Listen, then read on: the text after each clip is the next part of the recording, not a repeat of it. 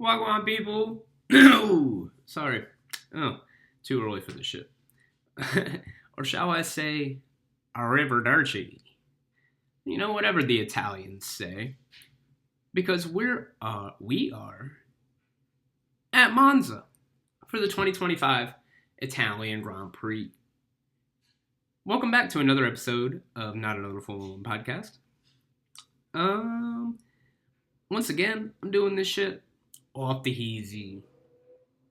Let's get into it. Pre-race weekend, a little bit of news.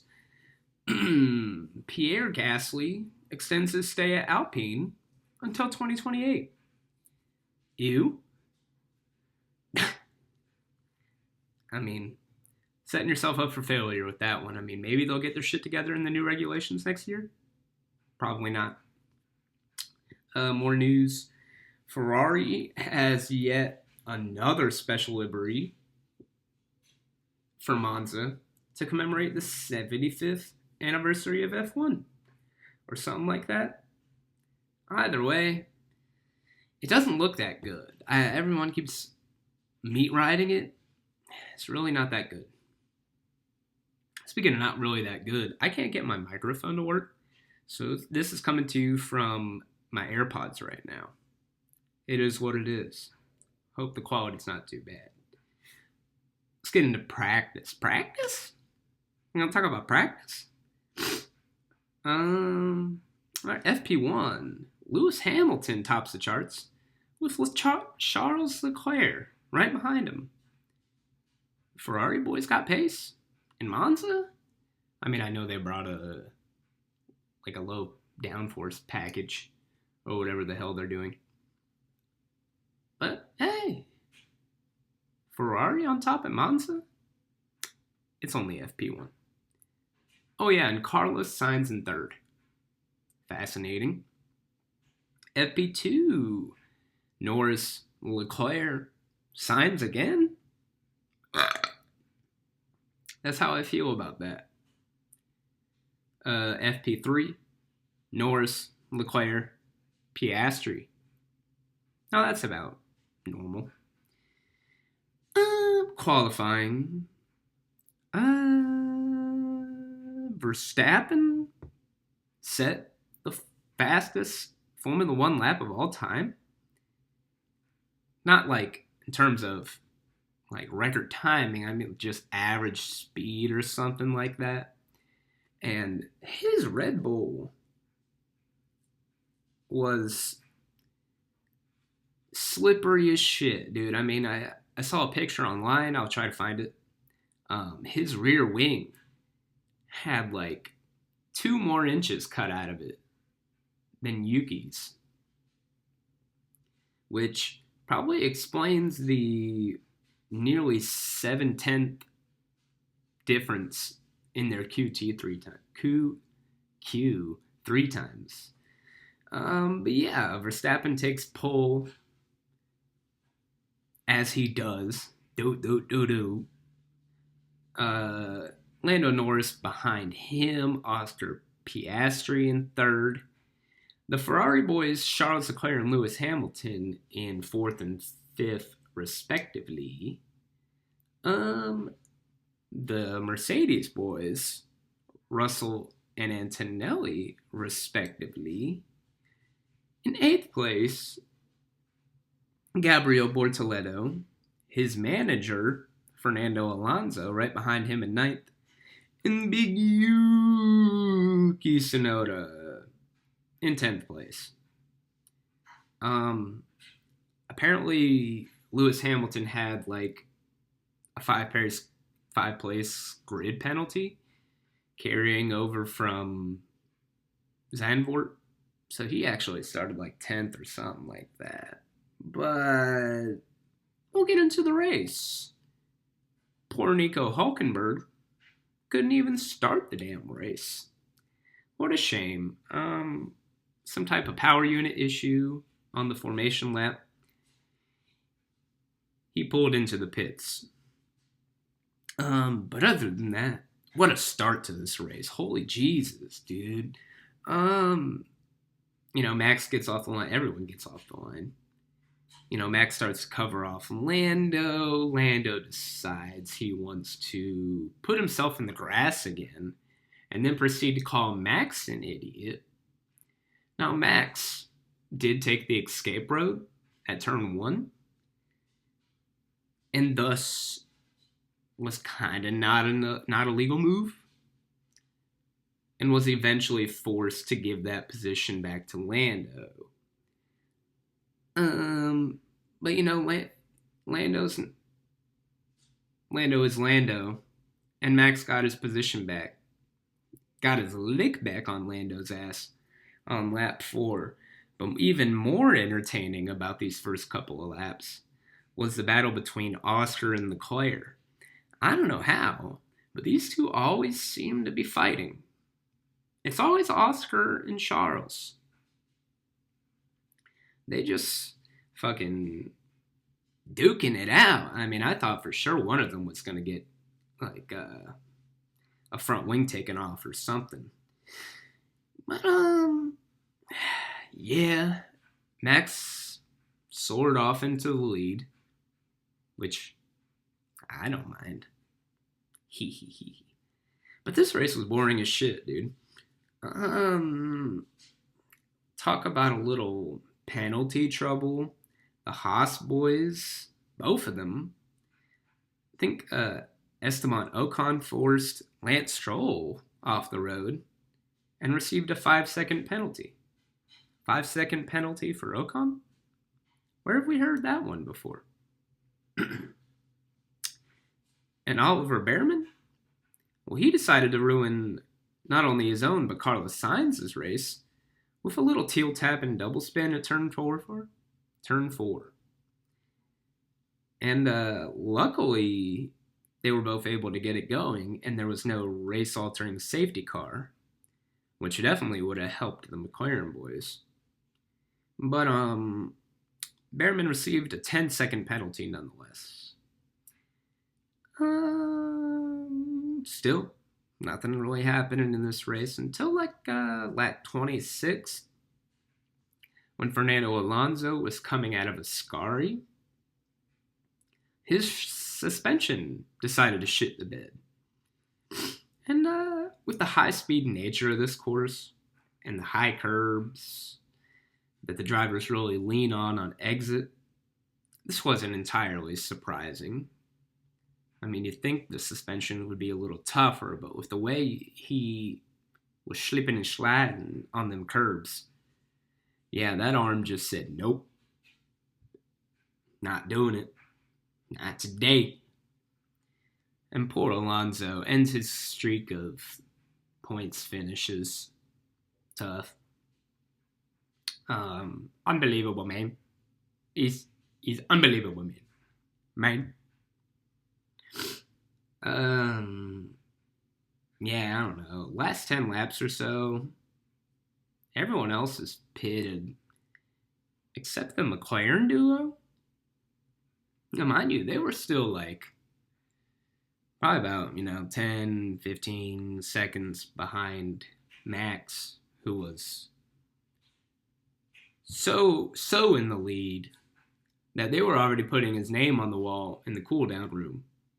But we'll get on to that later. Like I said, McLaren duo, they stayed out on their mediums until lap 40-something. They were definitely praying for a safety car, weren't they? I mean, praying for that shit. But they didn't get it. Finally, they do decide to stop. And guess whose pit stop gets fucked? Lando Norris. The front left wheel guy just decided to have a brain fart and not do his job. So what did McLaren do? Decide to, quote, make it fair by swapping the positions, because Lando had the lead all race ahead of Oscar, but because of this shitty pit stop, Oscar got the jump on him. And Max's reaction to this was hilarious. GP hops on and was like, oh, they're swapping positions and blah, blah, blah, blah. And Max was like, easy because of the bad pit stop. And GP was like, it's none of our business, Max, but like, yeah. And Max, probably trying not to laugh, just chuckles it off. Typical Max Verstappen behavior. More typical Max Verstappen behavior. Takes the Italian double, winning both Italian races this year. This one being the fastest F1 race of all time at 1 hour and 13 minutes. I believe the last fastest race was 1 hour and 14 minutes. And Max, I believe, averaged a speed over that whole hour 13 minutes of 155 miles per hour. Like 250 something kilometers for you Europeans. I'm not going to get into kilometers per hour. That shit's confusing. Could you imagine doing that shit for almost 1 hour and a half? Like, going 155 miles per hour? The net game. It's got to be strong to do that shit. But, Max wins. Max Verstappen. They get in the cool down room, the McLaren boys are in there. They're having their little small talk, oh, you had a good race. Yeah, I had a good race. It was cool. And then Max comes in, fucking drops dick on everyone. Because that's all we care about, dude. Daddy's home. Daddy's back on top. Can't do nothing. I'm sorry. Max gets in the cool down room and he's not even worried about the damn replays in the on the TV. He's surprised how the hell his name is on that wall already. Now I saw a video online that F1 posted that before as he was practically doing his last lap, they were already putting that shit on the wall. But still, just to see his confusion of damn, that was quick. Did they already know I was going to win? It was definitely my favorite cool down room moment of the year. But yeah, let me give you the top 10 finishers of the 2025 Monza Grand Prix. In first place, you got Max Verstappen. Do.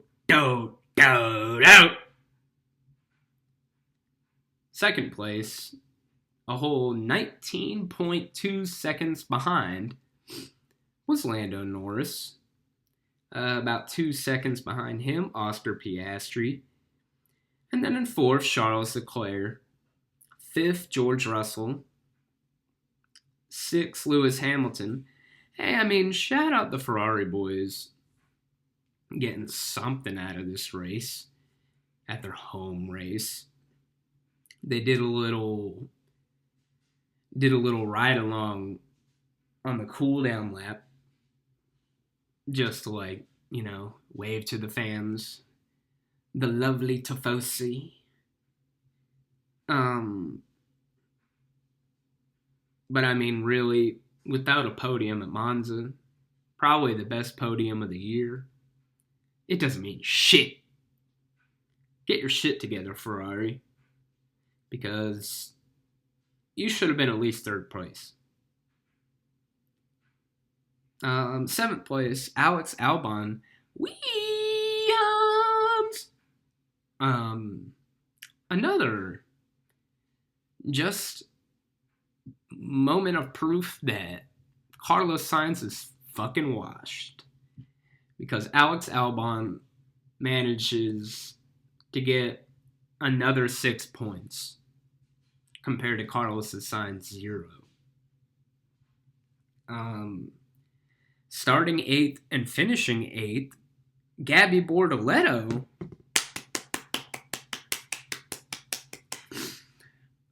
What can I say, dude? This kid's got pace. I mean, when you're a back-to-back F3 and F2 champion, you know, those are the makings of some of the best F1 drivers. Consistent F1 drivers. Because that's what the sport is all about. Consistency. 9th place, Kimi Antonelli. Why the hell did my phone just go off? Now I'm pissed. I'm sorry. Yes, 9th place, Kimi Antonelli, which I believe was part of my predictions last week, but I'll get into that in a minute. 10th place, starting 16th, and making his way up to the final point-scoring position, Isaac Hadjar. Beagle. I don't know. Just like, very good. This kid's got it. I mean, considering Yuki started 10th and then dropped down to like 13th. Shit, Isaac Hadjar making it look easy. Even though he finished just over a minute behind first place. But then again, so did almost all the grid. Anywho, my 3 predictions for Monza were, number 1, Oscar Piastri will extend his 34-point lead with a win in Monza. Nope. He did not win. And in fact, he lost out to Lando Norris because of that bullshit, McLaren papaya rules call. And now his championship lead is down to 31 points. Number 2, I thought that Charles Leclerc would have a little bounce back podium after his disaster Zandvoort drive. Nope. But, close, I guess. Tried his best. Didn't get in a wreck. So, I'll take it. I mean, my prediction's not right. He did not get a podium. My 3rd prediction, though, Kimi Antonelli scores at his other home Grand Prix, because I think he did not finish at Imola, which was disappointing. But here at Monza, he got 9th, baby. 2 points. 2 points is 2 points. 2 points for 2 home races.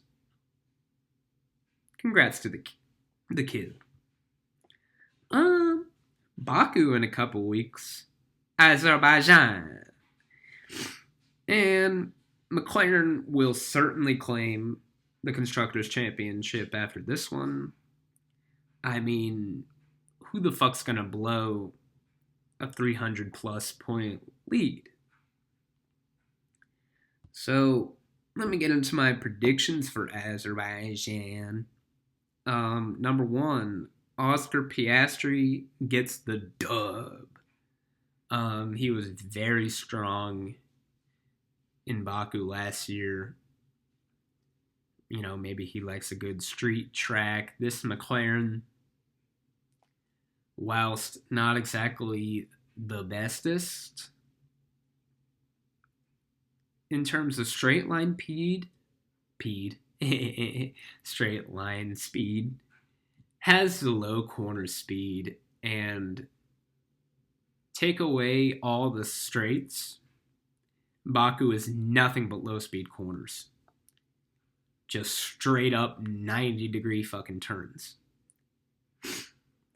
Number 2, repeating last week's number 2 predictions, I say Charles Leclerc would get a podium because I don't know, I'm kind of not trying to get my hopes up, on these Ferrari low downforce packages that they claim to be bringing. But they were strong in Baku last year. In fact, it was one of the best fights of the year between who other than Oscar Piastri and Charles Leclerc. Like I said, it's always these two tangling. Oscar Piastri doesn't tangle with Lando Norris as much as he tackles Charles Leclerc, which is crazy to me. I don't know. But yes, number 2, Charles Leclerc will get a podium. And number 3, big one here. I'm saying that there will be a huge, potentially race-altering crash. Now, I don't know who, but keep your eyes out for turn 1. I mean, there's going to be at least a safety car or two. You know, it's Baku, street circuit, very tight, stuck between the walls, very little runoff area. Keep your eyes out for turn 1. I think shit's going to get dicey. But folks, that's all I got. Sorry, it's probably a short one, but short and sweet, you know? Keep it simple, stupid. But thank you for watching another episode of Not Another Formula One podcast. Because that's just what the world needs right now, is another goddamn podcast. I'm doing my best, okay? I have a job. I work for a living.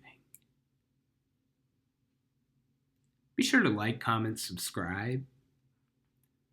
And I will catch you after Baku. Bye, baby.